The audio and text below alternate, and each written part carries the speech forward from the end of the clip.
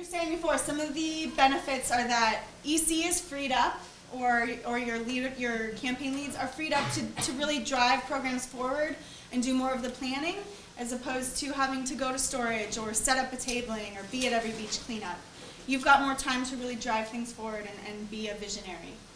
Yeah, it allows your existing core volunteers to be more leaders rather than doing all of the daily back end work. We want the people who have been involved for a long time to be able to focus on those issues and really be a leader, and then have these people come in and help support them. So it's kind of structured. And then your tablings and your events will be more effective, because the people that are coming up to you that don't know anything about Surfrider or about water quality issues or just local issues, you'll have a core volunteer member at every tabling that will be able to answer those questions more effectively and with more educational background on that. So your overall impact is greater.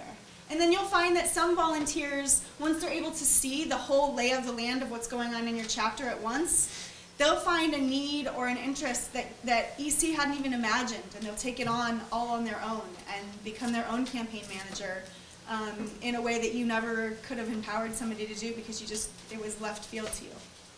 So, yeah, thank you.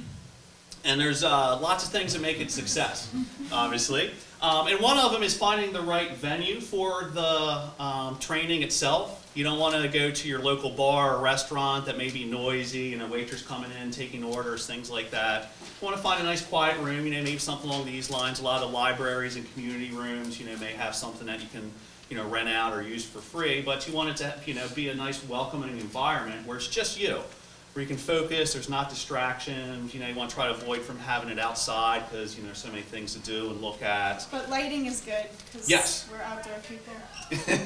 Yes, I don't want people to fall asleep. And then, all these things right here. Provide food and drinks, have a little snack for them. We got food donated for both of ours, which was nice, because the restaurant finds it, they can reach a new audience through that. And something that's really important, not just with the core volunteer training, but with your chapter meetings, a lot of other meetings.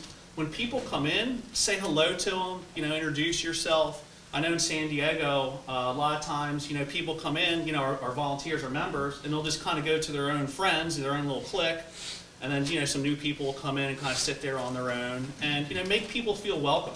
Even if they say, hey, how's it going? My name's Bill, what's your name? Where are you from? Just, some small chit-chat. Yeah. Yeah. Exactly. And, hey, why are you here? And sometimes you'll hear surprising answers, and like Lindsay says, boom, all of a sudden you have somebody to help tackle a new problem or something. Create mingling opportunities for them. Then those are the people that they can call on once they've got an initiative. Include name tags. Switch your format up. Don't have one person talk to the same people throughout the entire day. Throw some videos in there. Get people up, walking around. Yeah, switch it up a little bit. Give them free stuff. Who doesn't like free stuff? Yeah. Yeah, how can you be a Surfrider ambassador if you don't even have a Surfrider t-shirt, So those are kind of walking billboards. One of the things they do is to kind of give you that official Surfrider core volunteers. You get a t-shirt that designates that you're a core volunteer. We don't do that, but I think that people really appreciate that. Make it interactive and leave time for lots of questions. Okay, so here's the meat of what we include in our collective. There's things that differ, but here's what is consistent between our two training sessions.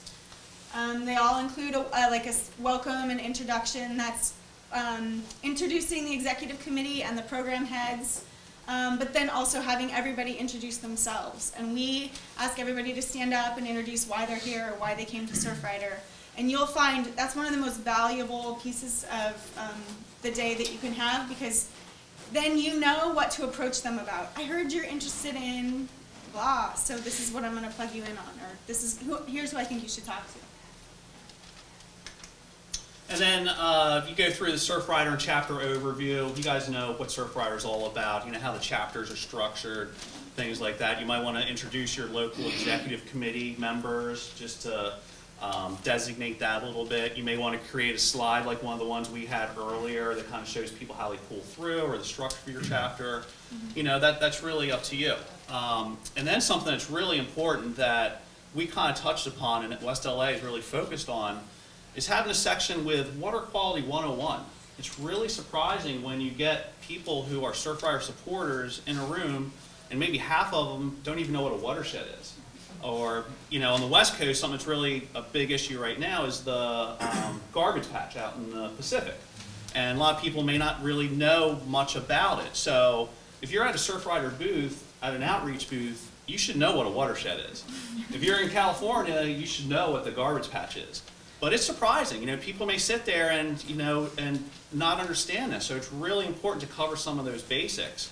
You know, watershed obviously is everywhere. You know, the garbage patch is more specific to the West Coast, but, you know, touch upon one of those essential issues that people at an outreach booth should know a little bit about.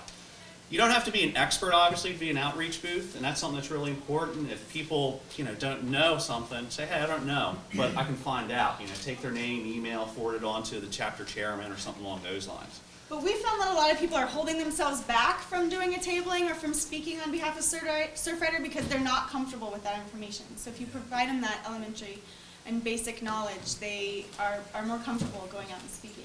One of the questions we always ask in our training is, who here lives in a watershed? Raise your hand. And a lot of people will not raise their hand. So it shows like what there is to gain from including a little bit of information. It's also good to cover on all the programs and campaigns. It's pretty basic, like let them know what's going on, what's ahead. And as you're presenting those, talk about what they need. Like, okay, we've got this great Rise Above Plastics program, and really where we're headed with this Rise Above Plastics program is we need people to work with youth. So if you like working with kids, we want people to talk to the media. So if you're really good at writing or working with the media, so weave that in all throughout so that people can identify opportunity. Yeah, go ahead. No, I was just going to say, yep, next slide. No. Sorry. Well, make sure you, like I was saying, present specific opportunities to get involved. A good idea is to have a sign-up sheet that circulates asking people's interest or that has the specific opportunities so that you know how to follow up with them. Because a lot of people will write it down, they want to get involved, but they need a little follow-up.